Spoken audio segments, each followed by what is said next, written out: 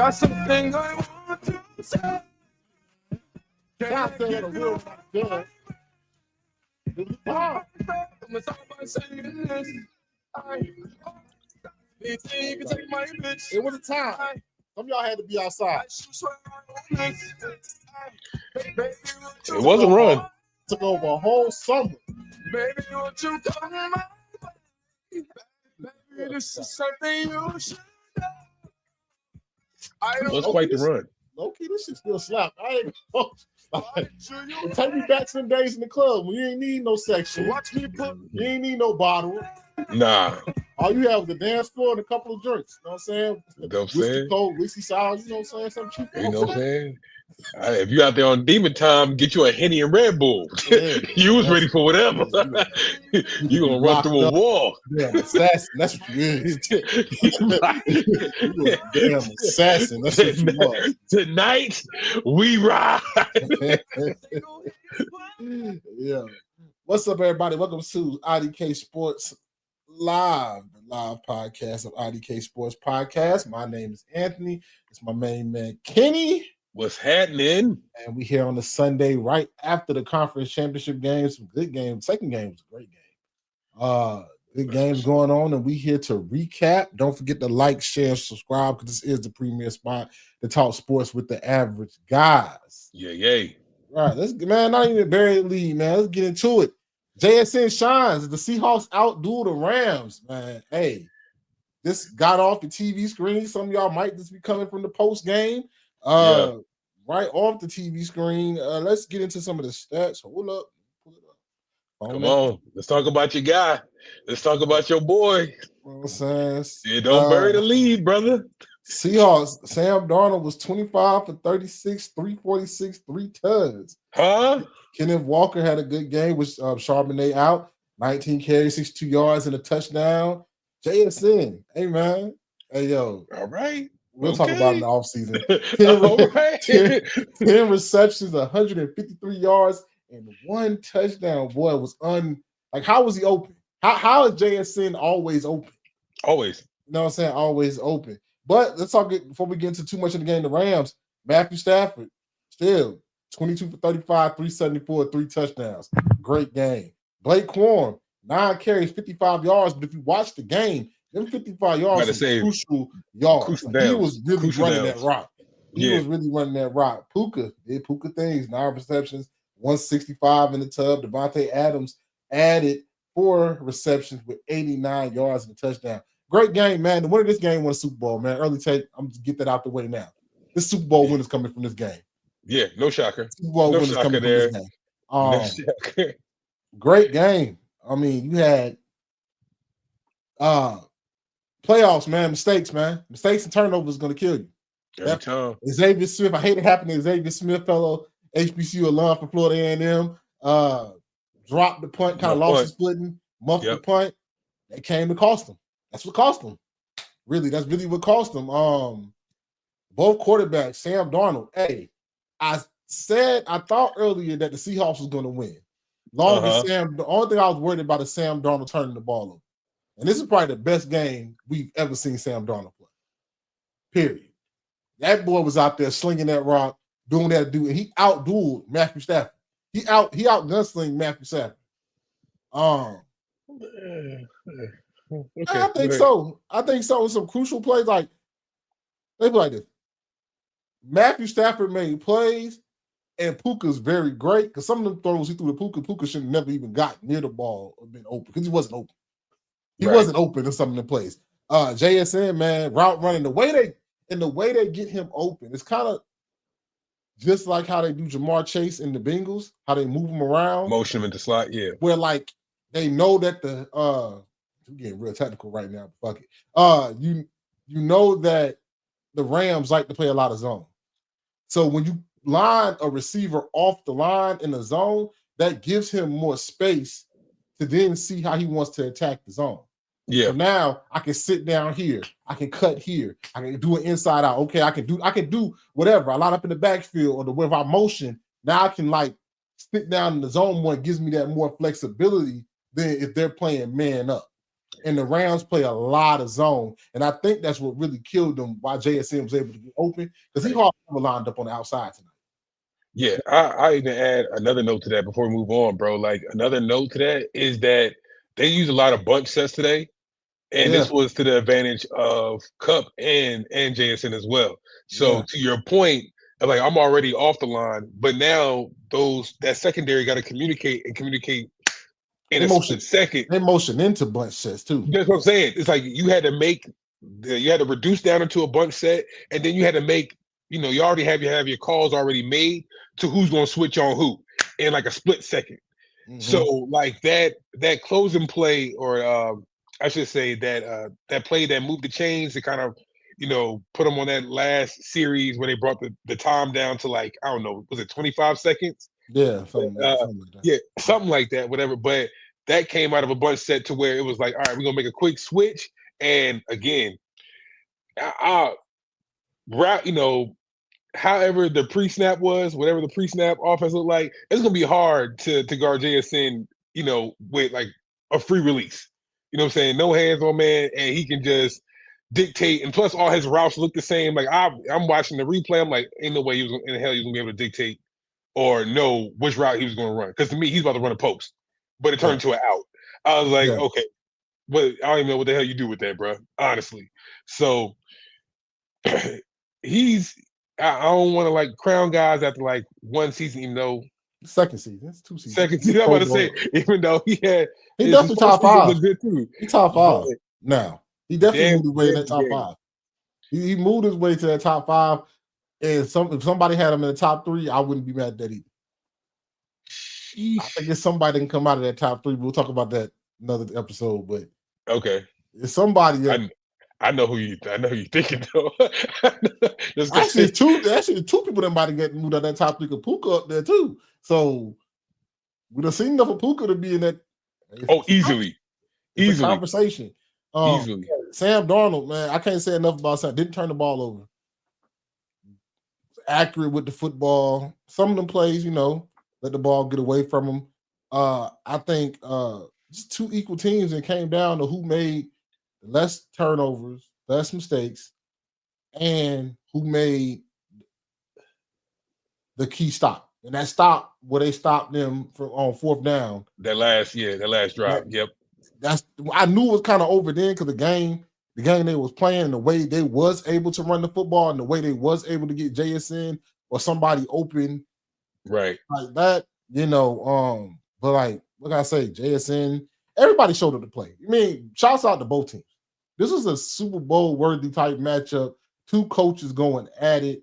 If the offensive coordinator for the Seahawks don't get a job, that's kind of rough. I don't know how he doesn't get a head coaching job. You can bet your bottom dollar, brother. He out of here. I don't know how he get a head coaching job. But great game, man. It was a great late game. Third time. They both know each other, so it's third time meeting up. These were 3 great games if you watch the whole season. Each time, yep. Like I said, man, Seahawks been looking like that team all year. A lot of people didn't want to believe it, but they've been this team all year. I was just discussing it with my fiance, bro. Like this, like when you look at the matchup between we about to get into the Patriots and Broncos game, but you just look at this matchup just with the Seahawks, like, man, this came with no surprise. They've been hot, all year, what I'm saying, as far as, how they came into the playoffs, what I'm saying, they stick to all their principles. They play tough on defense. They can run the ball. Sam Darnold has been, a nice addition. Again, this damn skyrocket of JSN going to like the top 3 of wide receivers in the league. And special teams. And, you know what I'm saying? Rashid, yeah, you know what I'm saying? Making great, how you say, within the regular season moves, a great in-season move with that. It's like, bro, they did draft pick with Emmanuel. That's a really good safety. All the right moves, bro. They made all the right moves. Even like, adding those veteran additions of like DeMarcus Lawrence coming over in the offseason, bro. Like getting quality snaps. Leonard, making sure you got Leonard Williams from the Giants. Still, just about to get to him, bro. Like he's like, you still got Leo, who's still playing, all-time ball, bro. So it's like, this was a team that was, from the get-go, it was no surprise of the success they started seeing at the end. You know what I'm saying? Again, those, some of those role players started turning to like key players. I'm thinking of like your Ernest Jones, your um Devin Witherspoons, bro. Like what's my boy that plays safety? Kobe Bryant. Like it's like all those cats start, they came to play and they've been here like all season playing, playing heavy roles, making key plays throughout the season. So this ain't no surprise, man. Hey No man, surprise, this is what the good thing of having two running backs. I was nervous about Charbonnet getting hurt because Charbonnet is more like finesse back, receiving back, but Kenneth Walker did his thing. 19 carries, 62 yards, a touchdown. Also added 4 receptions, 49 yards, over 100 yards of all-purpose offense. That's what they needed.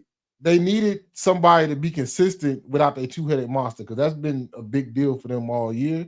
Right. Even with how good Sam played, they still needed somebody to run the ball consistently and make them backfield catches like Charbonnet would usually be the guy to do. So that was one part of the game that, coming in, I was interested to look at, and Kenneth Walker very stepped up. But like I said, Sam Darnold beat Matthew Stafford at Matthew Stafford's best. I mean, you can't say Matthew Stafford went at his quarters. He played a great game. They ran the ball. I mean, look at the team stats. This is a game where the defense wasn't able to hold them like they normally do. The Rams actually got more yards than them, for almost 500 yards of offense. Sometimes you need the offense step up. Offense stepped up when defense couldn't hold them, but defense made the stops when the stops needed to be made. Let's put it like that. Oh man, I'm about to get to that second, but real quick, like just another tip of the hat to Sam Darnold, bro. Even like the production you may miss out of Charbonnet out of the backfield, you make up for it in like pop shots to the tight end, or like crucial throws to Jake Bobo, or Cup, stepping up there in the red zone. Like you kind of make up for that production elsewhere. So hats off to Sam. But I just knew that damn idiotic play by Tariq Woolen was gonna cost him. I mean, he did make him. Matt Stafford did make him pay for that taunting penalty, but I just knew. I was like, bro, last thing you want to do is keep giving the Rams chances. You do not want to keep giving Matt chances. And just like that, a few plays later, after that taunting penalty was given up, touchdown to Puka, bro. And it was just like, damn, see, this is why you can't let a team linger. But and it was just starting to shape up into that way again. They driving again. They get back down to the within 10 yards of the end zone. And it's like you need that one last, converting play for the touchdown, bro. And they stood up. Shout out to Witherspoon for making a pass breakup on the last play. But it's like, damn, man. It's like this is gonna be another nail biter, but like you said, defense stood up when they had to, bro. Yeah. So you got the Seahawks in the championship game for I think the third time in their conference. I mean, third time in team history. Yep. Patriots, Broncos. I think this will be the third one. Yeah, this will be the third one. Third one. So shout out to Seattle fans, man, back in there. Super Bowl. Let's get to the other AFC game. This game was a defensive struggle, but the Pats win ugly. An ugly win over the Broncos in a snowy game where the weather turned this shit real quick, boy. Real quick. Man. It turned bad real quick. Let's get into some stats here. For the Patriots, Drake made 10 for 21, 86 yards, no touchdowns, no picks. Ramondre Stevenson, 25 carries for 71 yards. Drake May had 10 carries for 65 yards. Mac Hollins, off of injured reserve, came in with 51 yards off 2 receptions, and really nothing else to speak of as far as that. The Broncos, Jarrett Stidham didn't play horrible in my eye. I mean, the pick was bad, but 17 for 31, 133, a touchdown in the pick. RJ Harvey added 37 yards rushing. Marvin Mims had 62 yards receiving on 4 catches. In this game, like I said, we're gonna get about everything else. As far as the Patriots defense has carried this team through this playoff, in my opinion. Yeah. In my opinion. I don't think the Patriots offense looked like the Patriots offense of the season. Even in the Texas game, it was the turnovers. You know what I'm saying? The Chargers game, it was the defense sacking your boy 8 times. This game, like I said, Drake May had 80 something yards, 60 yards rushing.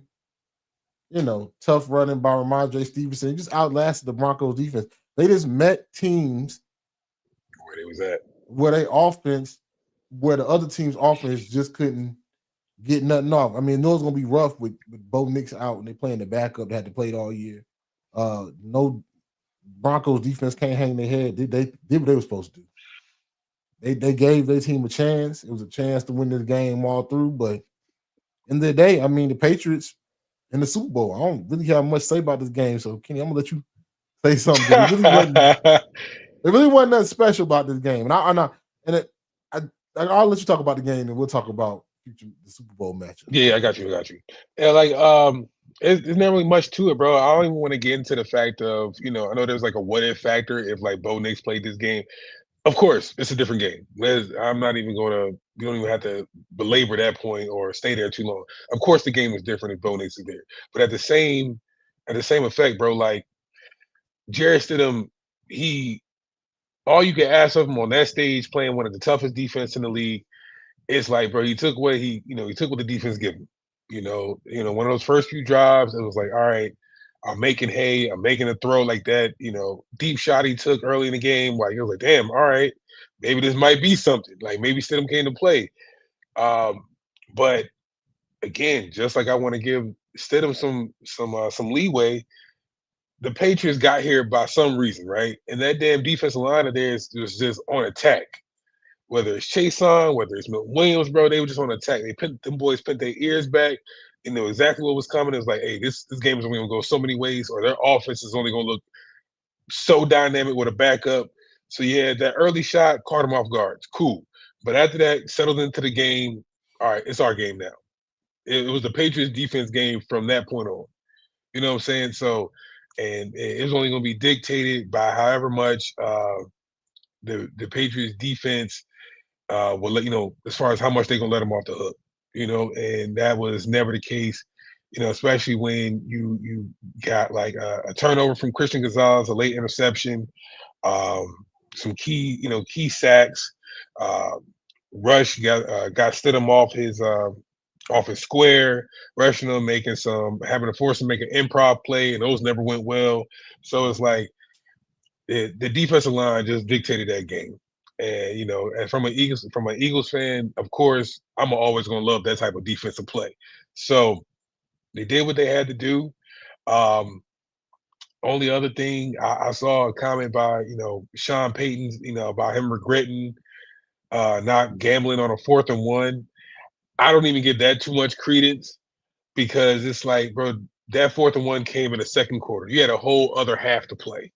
Where your offense could have made plays, or there was a drop pass here and there that that could have happened, bro. So I'm not even going to let you hang yourself by a 4th and 1 gamble where you could have kicked the field goal.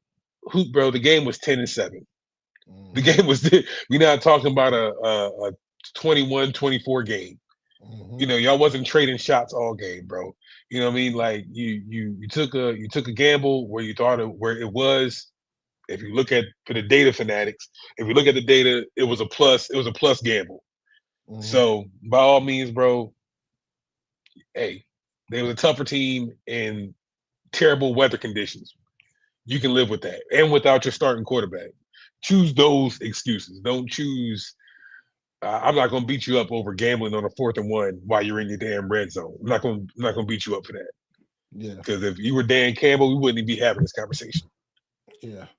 I just think this is why I would say the past fans, you know what I'm saying, you got there, getting to the Super Bowl is no small feat. You know what I'm saying? Don't want to take anything away from that. But 2 things. I can see why the Bills, if I'm a Bills fan, I'm hot. This was your year, man. This was like, this was your year to do it. The Bills and the Jaguars clearly had the best offenses in the AFC. Right. If I'm a Texans fan, I wouldn't talk about it. I wouldn't let CJ Stroud even stay in Houston. Talk about it. Because that defense they got, if he don't turn the ball over, come on, could be a Super Bowl winning team. Come on. This is what I want to see, right?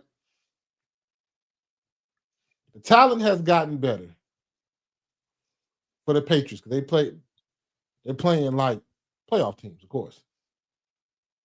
I haven't seen the same MVP Drake May since the playoffs started. I've seen MVP Matthew Stafford. I've seen Sam Darnold play up to that level. Yeah. I've seen Bryce Young play to a high level. Yeah. I haven't seen MVP Drake May. And now I think they're going up against a real, like, Super Bowl. He's going to have to show himself for them to have a chance to even be, for the Super Bowl to be close. Because not only are you going up against a high-powered defense, you're going up against an offense, too. With the second highest point differential this year. Mm-hmm. You know what I'm saying? So, Pats fans, you won the AFC Championship game. Great turnaround, Mike Vrabel, and all that. A lot of y'all offseason, especially on that defensive side, stuff hit. Christian Gonzalez made himself probably top 5 cornerback in the league now. You know what I'm saying? Ramondre Stevenson, now that he ain't got Bill Belichick down his throat every time he makes a mistake, you're starting to see he's a damn good running back. But they're going to need their quarterback to do more than 88 yards. And the game before that, how much he have? 130 yards? Like, I don't want to lie. Don't give me a line because I know people on this damn app fact checking me all the time. 179. It's gonna take more than that to beat the Seahawks. It's pedestrian, yeah. It's gonna take more than that to beat the Seahawks. So that's all I want to say about the Pats. Great win. Hey, y'all played in some bad weather, but y'all normally play in bad weather. But now let's see with a team that don't hurt themselves. Because more than the Chargers game, right? The Chargers they just couldn't block nobody. But that they offensive line injury caught up to banged up, yeah. That Texas game, that man turned the ball over 5 times. Y'all only beat him by what? 9? 11? Right? Am I mistaken? 26-18 by 11? Yeah, it wasn't by much, bro. Or 12? You beat him by 2 scores with 5 turnovers? This game, Jarrett Stidham, he turned the ball over twice. 10-7. And everybody gonna say the weather. The weather, if you watch the game, I watched the game, the weather didn't come to mid in the third quarter, fourth quarter. It was the field was very clear. It might have been cold and rainy and stuff, but the field was very clear for most of that game until like third quarter. That snow came and it just filled up the field, like it came out of nowhere. But just looking ahead, you know what I'm saying? We look at the matchups. It looks tough for the Patriots. It's like an uphill battle for the Patriots. I think the early line is Seahawks by 3.5. You know, man, they being nice. But this is not against the Patriots, though. I'm gonna say that. I always thought the winner since this playoff started. I think I said it before it started. I thought the winner of the Super Bowl was coming out the NFC. The NFC was a tougher conference this year, top to bottom, especially when you got 3 teams from the NFC West. You had Jaw. You had the 10 plus wins. You know what I'm saying? You had the Cowboys. I mean, you had the Bears and the Packers, and the weakest team was the South. NFC, the South Division team, who has beaten some really good teams this year. So, yeah, including your NFC contender Rams, right? You know what I'm saying? Like a Panthers team that beat the Rams early in the regular season. So, with all that being said, it's like, where was the fall off? You know, maybe was the quarterback play on the AFC side? You know, like I know a lot of quarterbacks been getting grief, whether it's between Lamar, definitely CJ, he's been getting some grief. Josh Allen been getting some grief. A lot of the top dogs were hurt, though. That's why we'll get to Josh Allen, but a lot of the top dogs in the AFC were hurt. That man that went all them Super Bowls, he was hurt. Right? Yeah. Lamar was hurt. Joe got hurt.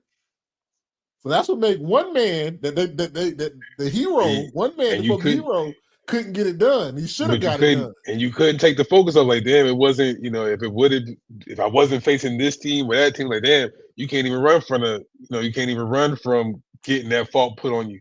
But I say the same for CJ, bro. Like, that's a lot of damn turnovers when you got a championship, not only championship defense, but a championship winning defense behind you. I think people don't know how good that defense was. If we grabbing our pitchforks and our torches for Josh Allen, hey, once we done with this stop, let's keep going down the CJ's house. Hit the highway, we're going to Houston. We're going to Houston after this, because ain't no damn way. But that defense was, I'm talking, and you know how I feel about secondary. I know how you feel about that defensive line. All three levels, flat out. That's a championship winning defense from front to back, bro. So I'm not seeing too many. I'm not hearing too many excuses from Houston neither. So again, if this was your year, D'Amico, or if this was your year, Sean McDermott, you had to capitalize on it. To Ann's point, that Patriots team is beatable, because Drake May hasn't shown you too much of that MVP clout that he's been getting. You have a grand prize in front of you, a grand prize, and both total multiple turnovers in any effort that they try to, get their team to that next step in the playoffs, bro. So now I'm not hearing it too much. That's why the NFC looks so much superior to me in my eyes, because it's just like, yeah, we had the defense too. Seahawks played defense throughout the year. Packers played defense throughout the year. It's like, all right, we got it, but we also got the offense to back it up too. Whether it's the 49ers or the Rams, the Seahawks, bro, all those NFC teams came with a high-power offense. Y'all dropped, AFC just dropped the ball, bro. And I think that's a trend that's going to continue into the Super Bowl. Yeah. It's just, keep it real. You know what I'm saying? We got 2 weeks to look at everything, look at the team as a whole, right? For when the Super Bowl happens 2 weeks from now. So we'll talk about it again. Don't want to give too many early predictions, because you never know. So after all these games, somebody be getting hurt. Right. Yeah. They can know Alfred. Boy, tore his ACL, we never noticed. Yeah. So one second, let's pull up. Trying to get the stats. There we go. All right, let's get into a game that happened. Did it happen on Monday? So long ago. Oh, yeah. I was like, what game we talking about? Coming off a championship weekend. With everything that happened this weekend. Hey, man, to everybody, like I was saying, snowed in and stuff. Hey, it's been a long week, man. Hell yeah. It's been a long week trying to prepare. So this did happen on Monday. Indiana finishes off the dream season. Indiana beats Miami 27-21. Fernando Mendoza was 16 for 27, 186. Omar Cooper Jr. had 71 yards receiving. Yeah. Becker had 65 yards, and Black had 79 yards rushing. On the other side, Carson Beck was 19 for 32. 232. Come on. Somebody text me. 232, 1 touchdown, 1 interception. I did spell finish wrong. I spelled it wrong. Okay. All right. Cool. Yeah. That's crazy. that boy speaking French. Vinci.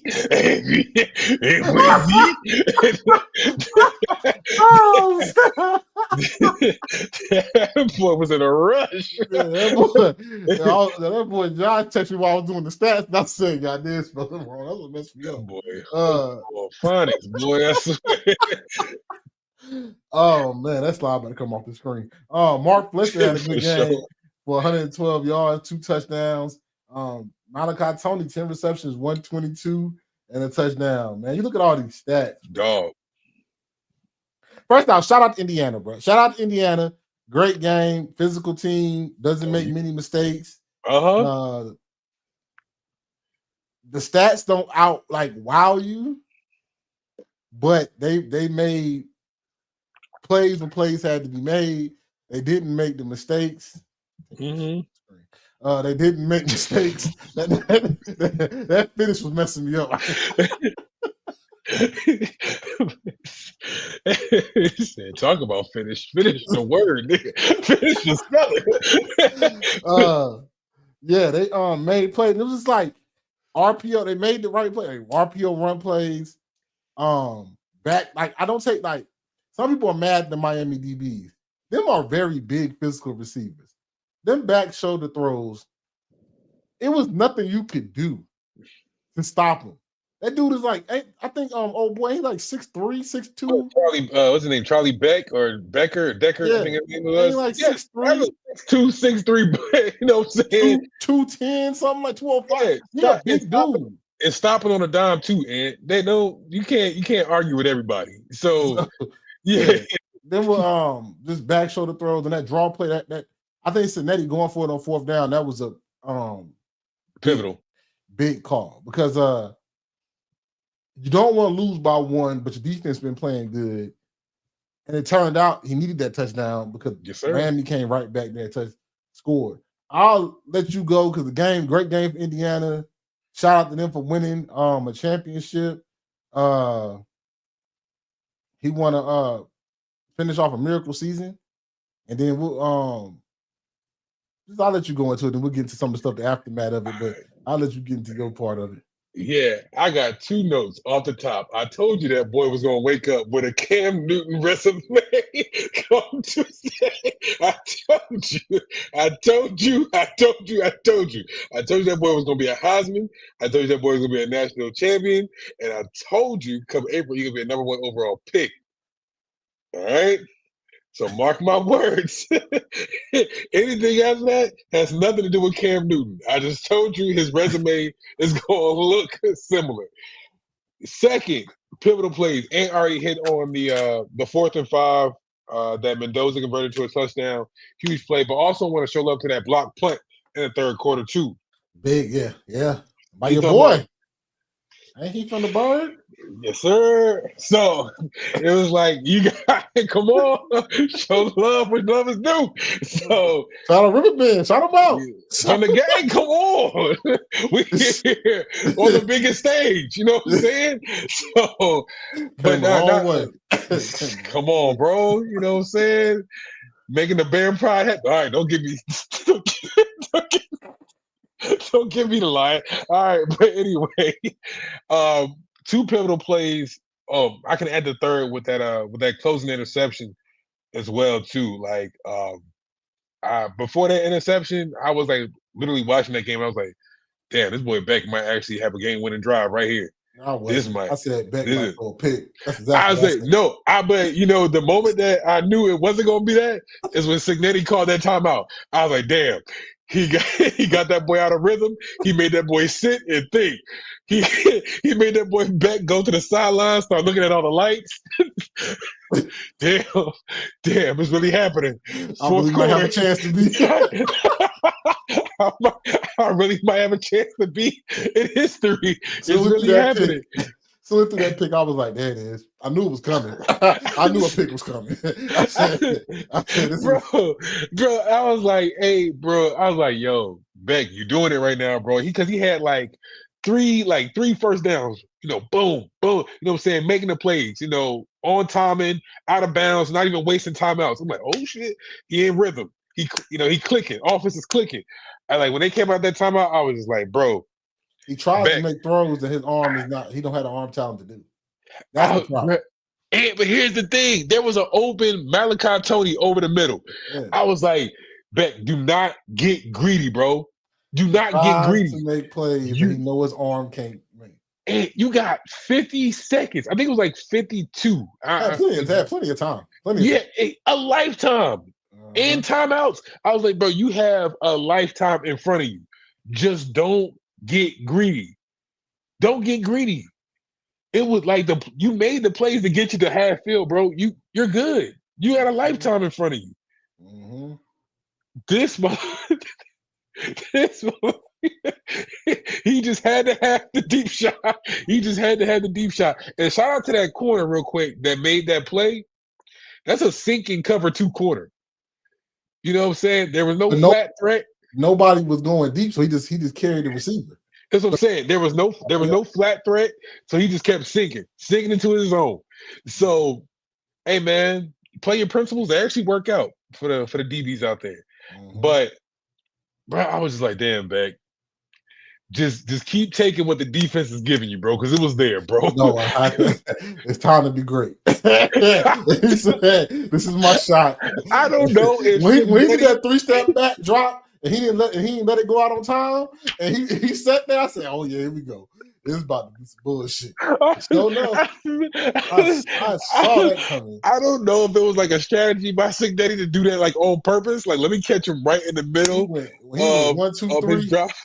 Drops just back there. I said, "Oh yeah, he about to load that." He said, "Wind him up." That boy his was like, oh damn.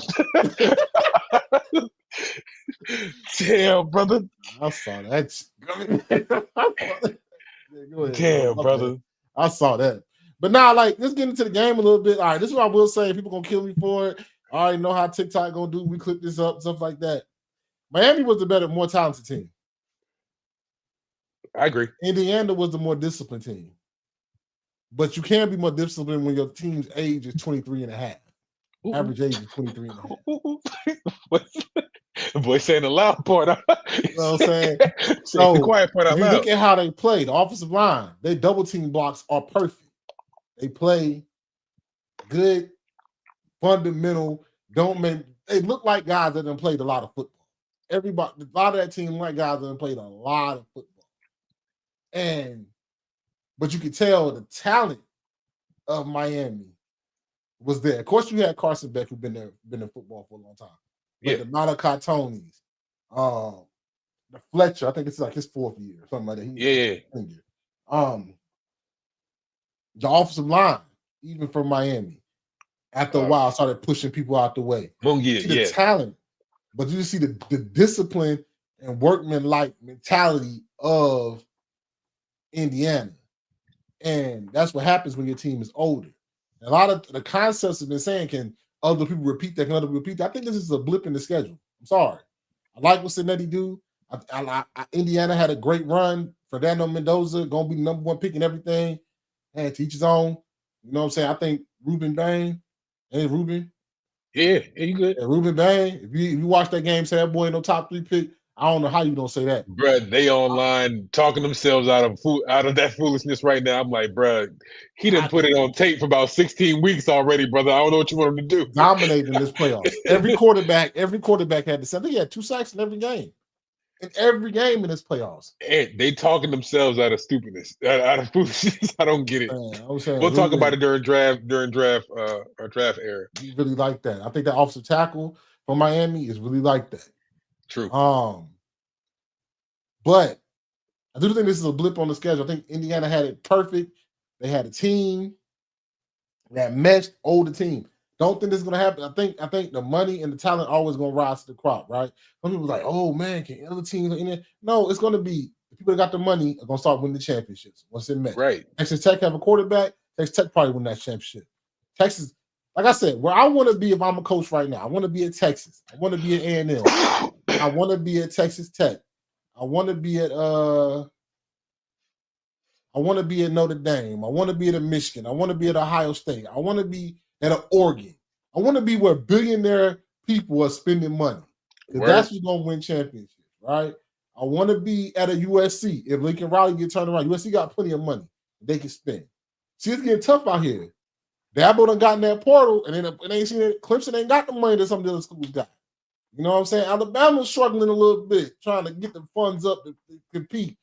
If you're somewhere with a billionaire or a ton of 100 millionaire alumni that ain't scared to spend money, that's gonna be the place to be. I think Cignetti hit while the iron's hot. A lot of them guys came from JMU with him. A lot of them guys knew the system already. Not saying Indiana Cignetti won't be good. I think he'll still compete for Big Ten championships. He'll compete with hold on. Yeah, I still think he'll compete with Big Ten championships, and I still think they'll compete. and be good, but I still think the cream of the talent and the money is gonna make things rise to the top. Man. I think, like I said, Miami is Miami was the more talented team. I think they just met a team that was older and more disciplined, and it is what it is. In my opinion, I know people gonna hate that. People ain't gonna look at the bigger picture, but you know, people gonna hate that. Well, I'll say this. Where just traditionally, where like these championship games were kind of just like who's the best out of the SEC hasn't necessarily been the case these last couple years, man. Big Ten done won 3 in a row. I'm about to say we might might have to change the conversation or change the narrative about how we feel about the Big Ten, because it's like, yes, feel how you want. I mean, of course, some conversations gonna stay in place, especially when it comes down to scheduling and stuff like that. But when it comes down to, okay, when it's time to play the best, yeah, bruh, the last 3 seasons showed you 3 in a row. Big Ten is taking it, whether it's Ohio State, Michigan, Indiana, bruh, like they taking the hardware home. Yeah. Does that also coincide with being a blue blood and being having the money to play around with? Yeah, in most cases, they are the ones that's left standing. Now, on to my second point, I think it'll be harder to recreate what Cignetti did with Indiana than it would be to the teams that Ant just mentioned, like a Freeman with Notre Dame, or who's your boy out at USC you just mentioned. Those teams that just got money, have the name. Ohio State, like I expect Ohio State to be back fighting again next year in the playoffs. Like it's like I think those teams is gonna return to those teams kind of be leading the pack, probably walking away with some hardware later than it would be trying to recreate what Cignetti did with Indiana. This is very much like every now and again you'll find I'm trying to think of what the parallel will be in college basketball, but every now and again I'll say Virginia. That'd be the most. That'd be the last, college basketball championship team I could think of that just randomly won it. And it's like, yeah, out of nowhere, they'll have those seasons where like the tenure and the leadership and the skills and the discipline all come together and they actually win a chip one year. But that's not necessarily the case year in and year out. So you might be back to a regularly scheduled program, especially if you're looking at teams like Oregon, how they stacking up. Again, I mentioned Ohio State already. Like it's gonna start folding back into the norm. But SEC, bro, y'all not doing too well in this playoff era. Nah. Not doing too well. And that's something that's becoming very evident. You know what I'm saying? Like you're just starting to lose. I don't know if it's you're losing talent. I don't think that's necessarily the case, but that pocketbook is starting to show up. Whoever got the biggest purse is starting to show up. Yeah, the Midwest, some of the Midwest teams in the Big Ten pockets run deep. You know what I'm saying? Yeah. Even with Indiana, they got Mark Cuban. You know what I'm saying? So it's all about now, can you get a coach in there to galvanize your alumni, especially your big money alumni, to spend their money. And if you can, hey, you never know where you can go from there. But shout out to Indiana, man. Like, they got more losses in program history than wins. Now they don't win the national championship, man. Hey, I told y'all, man. I told you 6 years ago, good program. Good program. Good program. So shout out to Indiana. I think Miami's gonna be. Miami don't have nothing to hang their heads on. Good contender. I think it's hard. Like, this is the part of the transfer portal and all this NIL and how many years you can play. It's hard for 19 and 20-year-old kids, 21-year-old guys, I don't call them kids, to beat 23, 24-year-old grown men. And there's a such thing as grown man strength. Like, you really get into your man strength mid-20s, where, like, if you working out, you about as strong as you gonna be in life. Yeah. You know what I'm saying? It's just kind of different. It's a little. It's a different type of football going on out there. Yeah. You're not looking at two bushy-tailed 20, 21-year-old kids, playing a fourth year, senior year, trying to see if they can go out on top. That ain't necessarily the storyline nowadays, bro. You looking at somebody that spent the block on a second, third team, Yeah, that's what I'm and, saying. and trying to get over the hump and trying to put that last good bit of tape out there. So yeah, it's a different type of ball going on, bro. Yeah, so Different type of ball. it's a different type of game going on. But shout out to Indiana, but hey man, like we talked about a little bit early, man. Talked about a little bit early. Sometimes not winning make you. All I had to do was ask for space. I'm telling you beyond your way. Sean McDermott, man. When I told you to They fall told back, you. so can you come pick up your clothes? I had them folded. Leave me, yeah. Hey man, Sean McDermott got the boot right after the game, basically, by the Cold-blooded. Bills. Hey man, that damn opponent, boy, ain't no damn joke. He ain't no joke, boy. Hey, we'll get into that, but Sean McDermott, coaching record of 98-50. Not a bad coaching record, playoff record of 8-8. Got the Bills to 2 conference championships. All right, this is what I will say before we get to the everything else about what happened this season, why he probably got fired in the owner's press conference. Bills fans should hold Sean McDermott to a nice high regard. Because before he got there, some of y'all don't remember, they were bad. They've been searching for a long time for somebody to make them good. He stabilized that franchise and made y'all consistent playoff contender, even during the end of the Tom Brady era. Come on. Yeah, you know what I'm saying? Straight up, and they should have fired Bean too. I agree. The GM kept his job. Actually got a promotion. The GM got a promotion.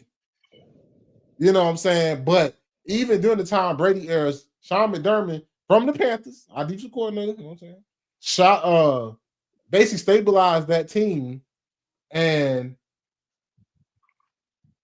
basically made the Bills playoff contenders year in and year out. And y'all made the 2 conference championship games. From a team, when I was growing up, the Bills was like the Jets back in the day. You know what I'm saying? So, all I'm going to say is, shout out to Sean McDermott. He did stabilize the Bills franchise. With that being said, it does get time where it's time for a new voice, right? This was the year, how we talked about it, that if you was going to win you a Super Bowl, at least get there, this was the year. You didn't have to go through Patrick Mahomes. You didn't have to go through Lamar Jackson. Joe Burrow wasn't there. You had to be a Trevor Lawrence, a Drake May, and it would have been a Jarrett Stidham. You had the best quarterback. So I don't know. Like I said, would I have fired him? I don't think so. I don't think I would. I would have gave him another year. But if I would have fired him, I would have fired him and the GM. But hey man, Sean McDermott, no longer the head coach of the Bills, basically got fired after the game. Kenny, how you feel about it? It's BS, bro. Like Ant was mentioning, man, like, be clear, that AFC East division was very much the Patriots division for all of my, like, let's just say for a large amount of time, bro. Like, it was very much the Patriots ran through that division. We'll see y'all in the playoffs. Wasn't much heard from the Bills, bro. Not too much. You know, now football fanatics, of course you have your favorites, whether it's between, like, the likes of Stevie Johnson, one of my favorite wide receivers coming up, Marshawn Lynch's or whatever. But other than that, you didn't really hear too much from the Bills. McDermott had one of I think I said like 3rd highest winning percentage amongst active coaches while he was there. I think all 3 of them got fired or quit. You know what I'm saying? Like, I think that's like between Harbaugh, Tomlin, and now McDermott. It's like, well, we don't care about winning, so F you too. So, all right. So the thing is that if we're just looking for a new voice, fine. If you're looking for a scapegoat, this is who y'all pick, bro. Because I don't think it was necessarily McDermott. I have a clue who should have been the scapegoat, but we already talked about that already. Mm-hmm. And then there was some rumors about him and Bean have some discrepancies about how the roster was built. That just sounds like when there's smoke, there's fire. Because now they're trying to shift. For some reason, Keon Coleman started getting his back kicked in during his last week. My man was at the crib like, what I do? Like, what they say F me for? like, big dog. Like, that's what I'm saying, bro. Like, hey, man, let's not even bury the lead. Let's get to the real, bro. Let's not get to the real. It's never going to be Josh Allen's fault, bro. It's never Josh Allen's fault. For some reason. It's no matter how bad he plays, no matter how bad, like when he doesn't step up, no matter what throws he missed, it's never his fault. Darren Orlowski is like, I ain't gonna say that. Darren Orlowski on one of the highlights was like, oh, he fumbled the ball, but look, they had a chance to recover it. He should never fumbled the ball. Like, what are you talking about? Like, they make excuses for Josh Allen that this quarterback, thank you, Josh, that Lamar never gets. Any other quarterback, if Dak did the same thing, Dak would never get the same. You know what I'm saying? Josh Allen is never his fault. That boy turned the ball over 4 times, and it's everybody else's fault but his. Oh, he needs receivers. Oh, he needs this. They act like James Cook don't even exist. Somebody said they don't even got a run game for real. I'm sorry. Didn't James Cook lead the league in rushing? Lead the league, yeah. That's what happened. That's exactly what happened. So Sean McDermott gets the axe because his quarterback can't stop turning the ball over. Right? He gets the axe because his quarterback doesn't hit the open man when the big time happens. Missed him twice. What happened to Lamar, Mark Andrews dropped and Zay Flowers fumbled. Josh Allen just missed the throw. Just saying. You know what I'm saying? I'm not going to make this Lamar Josh Allen thing. We got more offseason to talk about that. I'm just saying, it's so quick. I knew it was going to happen too. As soon as Monday hit, someone say he's the best football player on the planet right now. In the world. In the world, Craig. In the world. You can't make this stuff up, bro, because it's like literally we talking about, oh, he doesn't have the weapons. If all his team came out and showed up and played for him or played with the same intensity, I was like, bro, this is the same jacket y'all tried on with Stephon Diggs. They got him out of town. Mm-hmm. This is the same. It's literally the same jacket y'all put on this young kid in his second year. You got the owner up there back kicking in the back of a second-year wide receiver, bro. Because that's what his quarterback's fault. Because it can't be the quarterback's fault. We're talking about, McDermott should have had a better, he should be a better coach on defense. Well, just what the hell you think he was coaching before he got to Buffalo? It's never the quarterback's fault. He was dealing with scraps. Let's not play like y'all had all pros back there in y'all secondary. That was never the case. Got rid of a lot of people. You know what I'm saying? Like they was holding it together with like glue and duct tape. That's a fact. Josh White was crying. That man was crying like that because he knew it was his fault. Like, bro, y'all had Jordan Poyer and whoever back there. And that comeback, never mind. I ain't gonna get to the comeback player. But bro, even now they're crying about that. That wasn't, and then I'm gonna say it, bro. That was interception, bro. If you don't have possession of the ball, you can't say it's simultaneous possession. You didn't have possession of the ball. He touched the ground. The ball was coming out. That ball. You talking about the Brandon Cooks play? Yeah, the ball was still alive. But even if you take that out, wasn't Dalton Kincaid wide open over the middle of the field? Oh, my bad. Didn't the same thing happen when he played y'all early in the year? Don Kincaid was open in the back of the end zone and he threw it over. Missed that hoe. Shoot that hoe, Jabari. Missed it. Like, I'm just saying, like, it's never his fault. I'm not saying that Josh Allen is not a good quarterback, but it's always somebody else's fault. It's never Josh Allen's fault. And that now the coach is the scapegoat. Because I don't know how the owner says, okay, I'm going to fire the coach, but the GM, you get a promotion. But we both were picking players. But really, I didn't want Keon Coleman. The coach did. And he would have picked somebody else. Come on, bro. Come on, they was really mad because it was actually reported that allegedly Sean McDermott, before the season, when the season ended, said that we didn't have a team that he thought could win a Super Bowl right now, and the owner didn't like that. He was being honest. That defense was not ready to win a Super Bowl. Yeah, you know what I'm saying. But when you playing against teams that you was playing against, you got the best quarterback in the AFC right now that's still playing. You got outplayed. You got outdueled by Bo Nix, bro. You lost. Take it on the chin, gang. Like I say, I don't know who the hell you thought you was stopping with Dane Jackson and Darnell Savage in the back. You supposed to get cooked. You supposed to get cooked. I'm only working with the scraps y'all give me. You know what I mean? So it's like, if the roster wasn't built right, then it's just that. And I'm also not shifting the blame on, like I said before, on a second year wide receiver, bro, because ain't much receivers from that class doing anything, with the exception of what's your boy for the Chargers? McConkey, Lad McConkey. Yeah, McConkey. Ain't too much out there really moving the needle. Yeah. So, yeah, kill that noise. Yeah.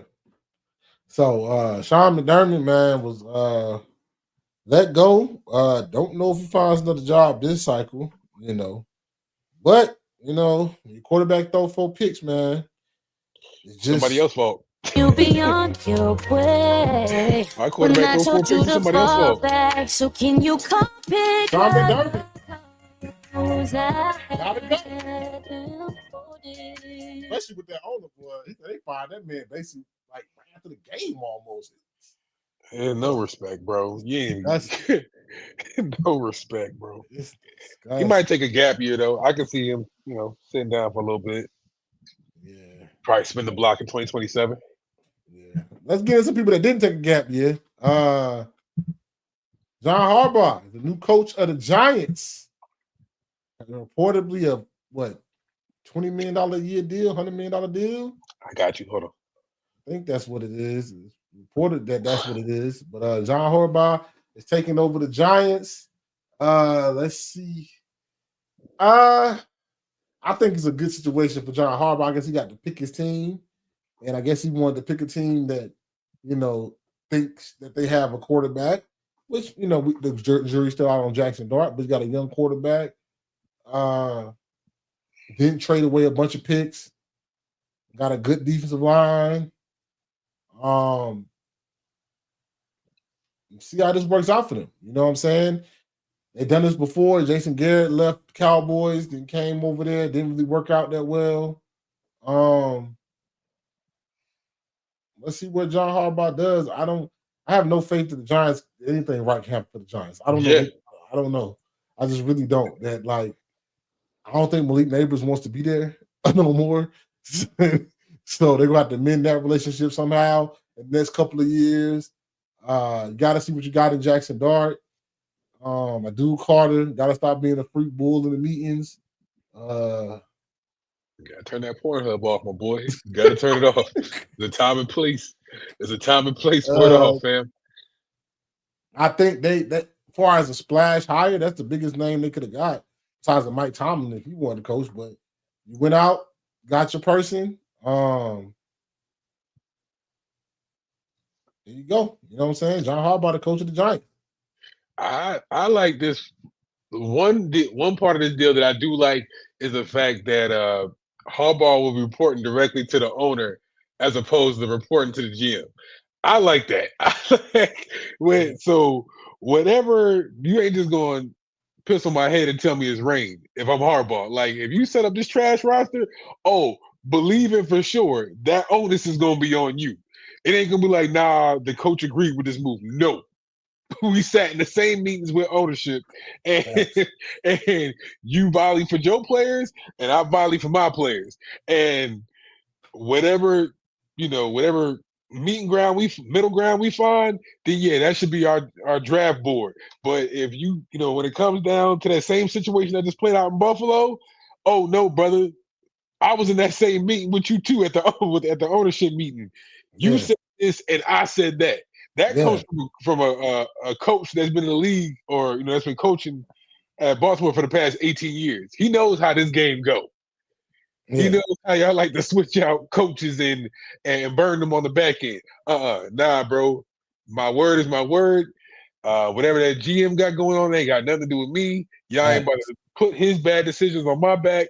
So I like this move for Harbaugh for that regard. And it also helps, secondly, that this is one of the highest paid coaching contracts in the league right now. So at least you getting some fetty while you're out there in New York too, and in one of the best markets. So how that works out for you in the long run, we'll see. You know what I'm saying? You inherited a pretty good team. Now can you keep it together? Yeah. I mean, team's all right. They ain't no pretty good. They're all right. Yeah, it's a young team. How does that? Young team? Does that work for you? Yeah, all right. Yeah. John Harbaugh, some Giants to see this work out for you. But this one surprised me. It's rumored that Mike McCarthy is going to be the next head coach of the Steelers. I don't understand this at all. Hated it. I don't understand. You go from Mike Tomlin, right, to a 61-year-old Mike McCarthy. And if you did this to try to keep Aaron Rodgers for another year, that's stupid. You know it. That is dumb. You could have kept Mike Tomlin for that. Like, that is dumb. Like, so you keeping Aaron Rodgers for what? What did Aaron Rodgers do that, like... But I'm going to tell you what that buys, though, real quick. And that buys you another year until 2027.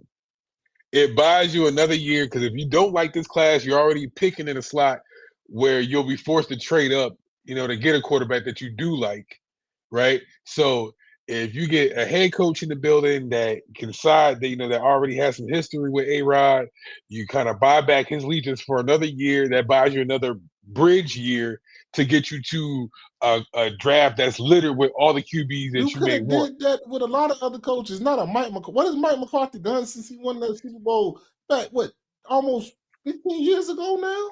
I got a homeboy named Williams that would tell you what the hell Mike Tomlin did since 2000, whatever. So, hey, bro, it was around the same time. You're a 61-year-old Mike McCarthy.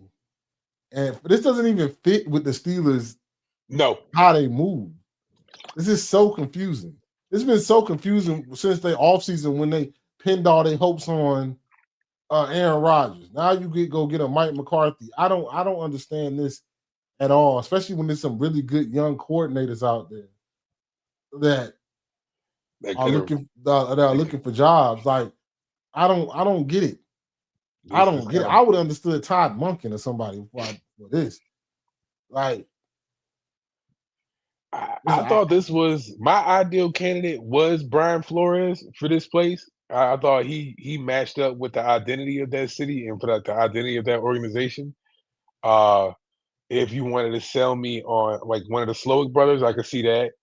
If you wanted to get like some offensive juice in there, maybe like a Joe Brady that can kind of be like a shot in the arm for a city that's more known for being tough and gritty. I took a Mike McDaniel over this. But this will definitely and certainly ruin that little, that tenured run of, having only 3 coaches since 69. Because I can see this boy being out in 2. So, but I know just to save face, they're going to stretch it to 5. This ain't going to work out like the Tomlin era. Hey, Steelers fans, you happy? I told you to get real spooky out here. Told you to get real nasty out here. It ain't going to work out like the Cowher era. It's not going to be none of those things. Now, again, I'm very much of the belief that this was done with A-Rod in the plans, bro. It was done with that in the plans. Like, hey, we can buy another year. It's the same thing that play out in with the Jets. Like, hey, we're listening to our quarterback, let him run our team. Yeah, Will Howard in the room. You could have went and got some free agents. Like, it's just God.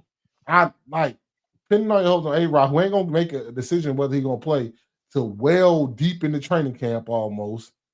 Like, he gonna how A-Rod does. He ain't gonna tell you right now he about to play. I mean, I'm telling you, I don't think this move is made without him being at least consulted for it.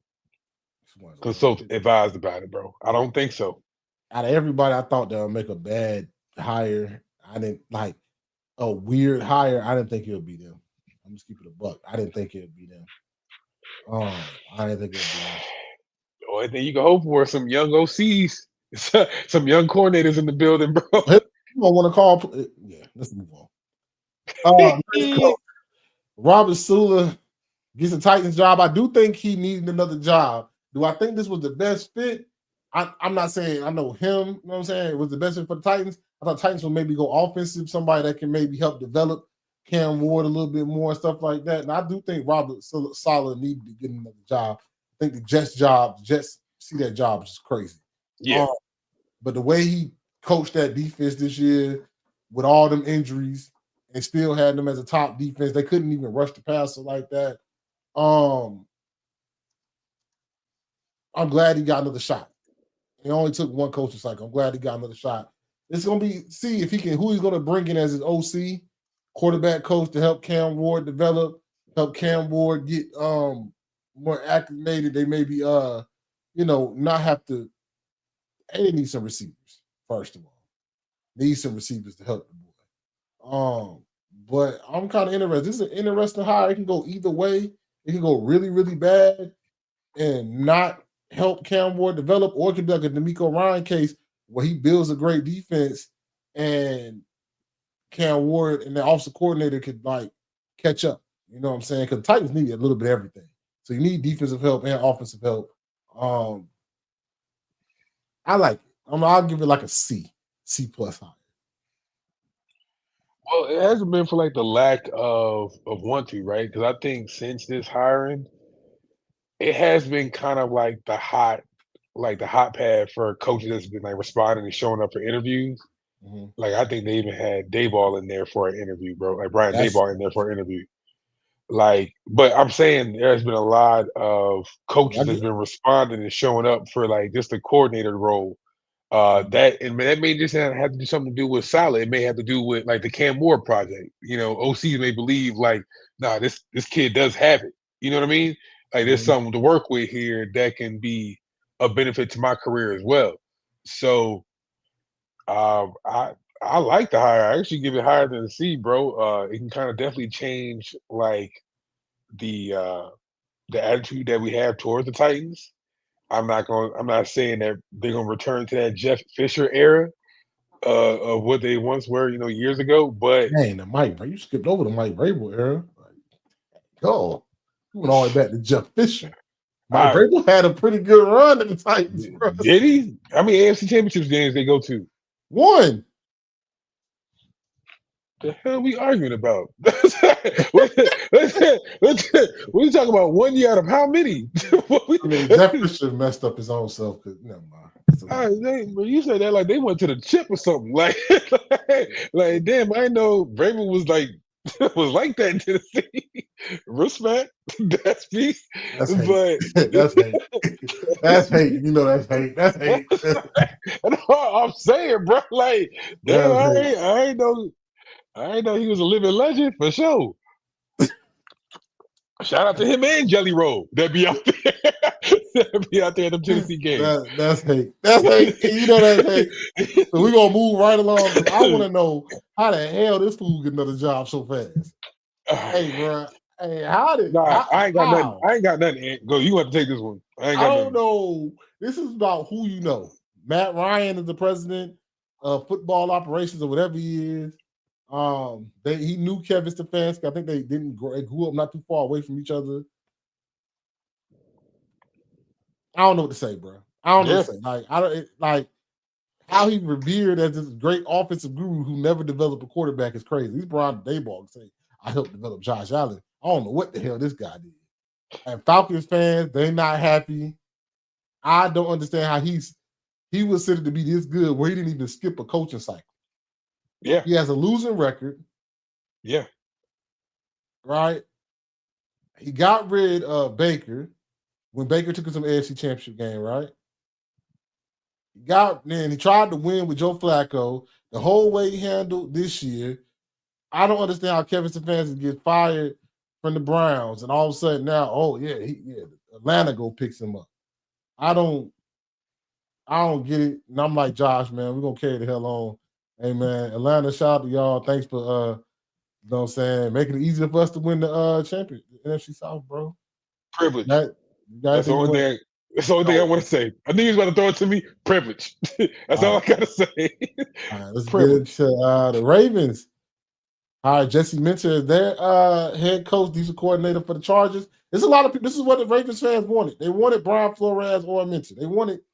They asked for it, and this is what they got. You know, he was on that Ravens staff back in 2016, 2017, I want to say. Yeah. Went over to the Chargers. Defense was great. That was good defense. Really damn good defense, actually. Now you're back with Baltimore. Now it's time to see how he builds his staff. It's what's gonna come down to. I think defense, he's gonna take care of that, and they got to get more talent on the defense. They got really not even more talent. They got to get somebody that can rush the pass. They need like two guys that consistently rush the pass. And what OC they're gonna bring in to pair with him and run this offense, and with Lamar, see if that's salvageable, because that sound like that whole relationship still ain't all the way salvageable in Baltimore.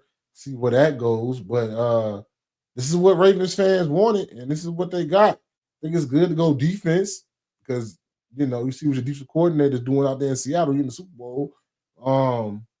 This is gonna come down to like where the staff is on the offensive side of the ball and how they draft. Really what's gonna come down to. My hope is that they got to work on that defense, but I hope eventually they go get Lamar a true number one receiver. I think that's been the main thing they've been missing, but I'll let you go, Kenny. Nah, bro. I think you was getting straight to where I was about to say too. Like, I think this move was made for Lamar to pick his own dance partner. Like that, you don't move off a hardball, a coach of 18 years, and say like we're choosing our quarterback. Same way with the Bills. Like we're moving away from McDermott. Your quarterback is definitely consulting in whoever, if not the head coach, who your OC gonna be. So this is letting Lamar say, "Hey, look, we did our part. Now let's find you a coordinator that can match up." Because by all means, Mentor gonna have that defense together. I believe that 110%. Like look at the job he did with the Chargers. He can do Humphrey and that Derwin James type. Humphrey and I'm about to say, especially what he did with the Chargers. Yeah, I love what he did with the Chargers, and especially going from one Harbaugh brother, and like you mentioned, he spent time with the Harbaugh that just left too. Like he spent time with both Harbaugh brothers. Like you know how this ship is supposed to be ran. Mm-hmm. So this is very much like, hey, I'm gonna take care of defense. Lamar, let's find a guy that you can trust, that you can that y'all can build with. That y'all figure out y'all own thing. This is gonna be my side of the house. That's gonna be y'all side of the house. All right. So, and I think Eric DaCosta, the GM there, is very flexible, and he definitely can gauge the temperature in the room. You mentioned like that relationship that they have with Lamar right now, where they kind of being up in the air. I think this is very. He sensed that with his hire. Like, all right, look, we gonna let he said he's our franchise. If we say Lamar is our franchise, let's back those words up, and let's start bringing some guys in here that's going to support that ideology too. So I think this is very much so in Lamar Jackson's favor, or to be in Lamar Jackson's favor. I should say that. Yeah. So, let's see how that goes. I mean, we'll see how the staff breaks down, but this is what the fans wanted. And if they got somebody the fans like. Last one, let's get into Jeff Hafley. Did I say his name right? I hope I did. Yeah. The Dolphins hired him. He was wasn't he a defensive coordinator for or the OC? DC. DC? Yeah. Yeah. So down in Miami. This one right here, to see can you build on what you're gonna do with Tua? And can you build on from the talent that is there? Because it's not like the cupboard is empty in Miami. You just got to figure out, is your quarterback the one that you want? And how do we build on this talent and rebuild that defense that we had to give up a lot of players? Like we had to give up a lot of players to pay for that offense. I think Tariq is out of here. I think you trade him. get what you can. Yeah. I think you keep Waddle. Devin a chain still down there. Yeah, Devin. If he Might be wants saying to, his last if name you wrong. keep him, the cover's not empty. So now it's at the point where Miami got side. If you don't keep the quarterback, then you totally rebuild. If you keep the quarterback, are we revamping and trying to make another run at this in a couple of years? In a division that gonna have a new coach, Rashawn McDermott, gone from the Bills. The Patriots are in the Super Bowl right now. Where do we go? You know what I'm saying? Where do we go? The Jets ain't that good. So can you build and then 2 years from now be competing again? Or are you getting rid of Tua, getting some picks and going to do a full rebuild? That's really where that's going to be more of an organizational thing more than him. And we'll see. We'll know the answer to that very soon, I think, before the draft. Yeah, I think that for one, I think that Tua and ownership relationship I think that's dead in the water. I think, which moves into my bigger point. I think they made this move with Halfley with a full on thinking that, hey, we breaking this team down and we gonna let you build it how you choose. Now, that's not to say that we still got some parts that that Halfley may like, especially not even to say Halfley, but Bobby Slowick, who they just brought in as OC. They might have some parts that he likes, with whether it's Waddle or Devin Achane. There's still parts of that offense that he might still want to fiddle with. But at least for defense, you gonna rid yourself of Chubb. Uh, who else is out there? Probably just start over with Chop Robinson. Let him be the cornerstone of your defense. I forgot the name of that defensive tackle out there too, a young guy. But let them be the cornerstones of your defense and just build from there. I don't think this is a one and done type of deal. He was like, hey, we gonna kind of get rid of this stench that McDaniels left in the building. Do what you got to do. Sell it for parts. Eventually move off of this Tua deal. But if this is gonna be a team based off a new identity, this is looking like 2-3 years down the road. This ain't something that was done expecting a full turnaround in year one. So I actually do kind of like this deal. And I knew he had to be agreeable to that deal because he knew Sullivan during his time with Green Bay. So this came with some contingency. This is a $50 million investment bringing Halfley in. So yeah, they putting their money where their mouth is. So there had to be some conditions built in, like, bro, you ain't about to saddle me up with Tua, and or you ain't gonna be saddle me up with a quarterback that I didn't pick, or a defense I didn't put together myself. You ain't about to saddle me up with all these old bags and thinking about the win. This is something that's like, hey, we're gonna break this bitch down to parts, and I'll tell you what I want to keep. Yeah. So that's the new coaching hires. You see how all them go. Still got some spots. Still got the Raiders that need a coach. You still got the Bills got a hire coach. The Browns, and I heard they process is crazy. You heard about? You can look it up. Just look up the Browns process. They guys take personality tests. All kinds. That's why they trash. Yeah. Who else am I forgetting? Does anybody want to be the offensive coordinator of the Eagles? No.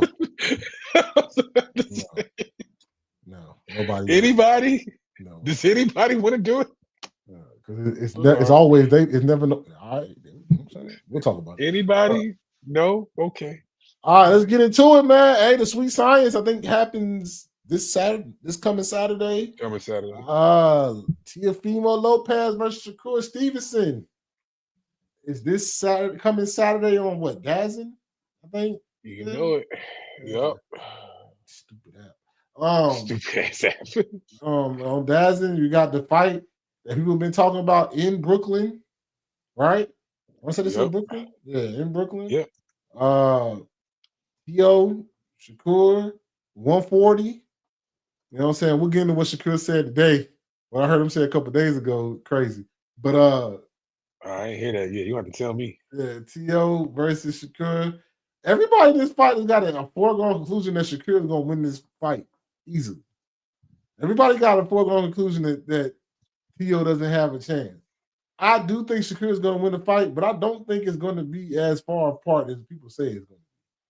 I think that it's going to be a close fight. It's going to be a boring fight. It's going to be a boring fight. I don't see Shakur coming out there throwing a punch. I see him being very defensive, but scoring enough points where he wins it maybe about 3 rounds. You know what I'm saying?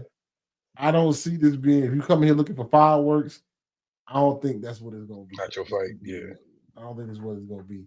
But I do think Shakur gets to win by 3 rounds, maybe win the last 2 rounds and kind of seal it. But I think he's going to go back in his defensive shell. I don't think he throws as many punches, but he throws the more connecting punches, and he beats T.O. That's it. By 3 rounds.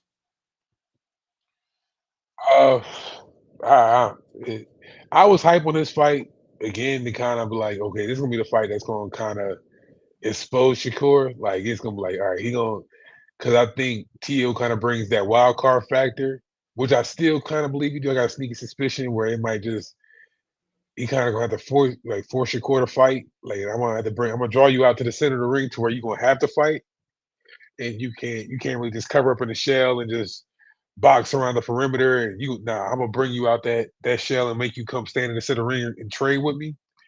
But the way now that I'm kind of like now we're getting closer to the fight, I'm not really liking the signs I'm getting from T.O., bro. I'm not really getting the signs that I want to see. At first, he was kind of hanging loose. Now we're kind of getting to that conference time, like the picture time. It's starting to seem a little bit more uptight. I think that shadow that those lights going to be on in the MSG, I think they're also starting to get a little bit brighter the closer we get to fight date. I don't know. T.O. is an underdog in his own city. That's another thing that I'm thinking about. I mean, Shakur from Jersey, though. So it's both. It's like a home fight. It's a home fight for both. MSG is right in his backyard. Are they fighting at Barclays or MSG? MSG. Oh. No, watching this. This is at the crib, bro. Why is it on the app? All right, come on. Never mind. With that being said, man, I'm gonna stick with my guns. I'll say that I think T.O.'s gonna get this one. Nobody's getting knocked down, but it'll be a boring fight. It's gonna be a boring fight, no question. Don't expect to be like this to be the fight of ages. That's never gonna happen. I go to sleep and wake up, fight be over. I'm telling you, it ain't gonna be that much of an exciting fight. What I heard about Shakur said after this fight, he going back down to 135. He ain't staying at 140. I said, boy, you ain't never gonna beat that duck and smoke allegation, bro. You ain't never gonna beat them allegations. Too many killers. That dude said win, lose, or draw. He said he's not a 140 pounder. He said he going back to 135. Life is easier down there. Just why? Because that man on the run right now. You know what I'm saying? that man, that boy fighting cases. Because the Joker that you normally would see down there is live down in the Maysville News Center, KBD, the artist known as Mr. Big, were to be released from prison today. Because that man ain't there. Now you think it's sweet down there. Ain't no killers. You want to move to 140? You want to move back down to 135? What you move up for then? What you move up for? Only people he got worried about down there at 135 is Abdullah. That's it. Kid Austin eventually. You know what I'm saying? Schofield eventually. But it's like Lamont even skipped over that weight class. He at 140 now. He probably gonna make home at 140. You know what I'm saying? Keyshawn gone. Ain't no killers left. I'll just be the killer. I just stay down here. I'ma just stay down here. Life is good. I'ma just I ain't gotta fighter. It'll keep ranking me top 5 in the world for some reason, pound for pound. I'm gonna go back down here. I'm gonna go undisputed, and I'm gonna just cruise on out. And not for nothing. I think eventually the Abdullah fight will be a big fight, but that ain't gonna be because of Shakur's doing. I think that's because Abdullah's somebody that you just want to see. He He's an up-and-coming kid that you want to see. If he wins this fight and goes back down to 135, bruh, like, come on, bruh. At what point, you at that point now? Like I said, Tank was supposed to be at that point. You get to a point in your boxing career where you gotta fight killers every time out. No question. Ain't no more tune-ups. Ain't no more. Oh, I want to see how you fight this person. Now it's at the point where we fight ex-champions and champions every fight. You done had your homecoming fights. You done had all that. Now we fighting killers. Go from T.O. to like somebody else, to Ryan Garcia. You just start fighting jokers. I mean, bro, I look at it this way. If you win, if Shakur wins, you are a 4-weight class champion. You know what I'm saying? You went from 126 to 130, 35. You know what I'm saying? Mess around, get you a belt at 40. You gonna just take that and vacate as soon as the fight's over? That's weird, but continue. You gonna cop a belt at 140 and vacate? Sure. I mean, that's what Tank did. Cop the 140 belt, give it right back. Cool. But it doesn't really tell me what you're gonna do as far as your career. Like if you just gonna coast back down at 135, live your life, just don't talk to me like you're a killer no more. That's my only ask. Don't come out here and tell me like, yeah, I'm one of the ones, or I'm still in that, I'm of that Bud Crawford ilk, because you're not. You can't talk to me like you the next one. Like after now Bud's going, I'm that next guy up, because you're not. We can just, leave that for the big dogs. Leave that for somebody else to do. Facts. That ain't you. Facts. So hey man, big fight. We're gonna talk about the homegrown guy. Keyshawn fights Ortiz. We'll keep it buck with this fight. I'm kind of worried about Keyshawn. I don't know how focused he is. I don't know how much he still wants it. I don't know how much. I feel like he saw that it was almost taken away, but then also I don't know how focused he is in this fight. The weigh-in hasn't happened yet, so we'll see how that goes. Because I just saw a weigh-in of one fight this weekend where a boxing man dude came over 8 pounds. Yeah, it was a UFC dude. Crazy, but we'll see how Keyshawn do. We'll be back, to talk about him and everything like that. That's the only thing good about this card is Keyshawn is on it, and then the fight between T.O. and Shakur. But we'll see how that goes. I mean, I think Keyshawn should get this guy out of here if he's focused, but I don't know how focused Keyshawn is. I'll say, man, it's a high level co-main. I'll give him that. People don't really know too much about Ortiz. I think you should do your research, because at one point, he gave T.O. some work too, and that's the guy that's right over there on the other side of that co-main ticket. So, hey, bro, Ortiz ain't nothing to snuff at. Do your homework. This is anybody thinking that this is just a quick fight for Keyshawn to get back in the mix? Ain't no tune-up, bro. This is a high-level fight. High-level fight. You know what I'm saying? So it is what it is, but man, appreciate y'all rocking us on a Sunday when it snowed in. If you snowed in, hope everybody be safe. You know what I'm saying? Hope your power don't cut off, man. I hope you get to have a good snow day. Let the kids play with the, in the snow, make snowman, have snowball fight and everything like that. But like that.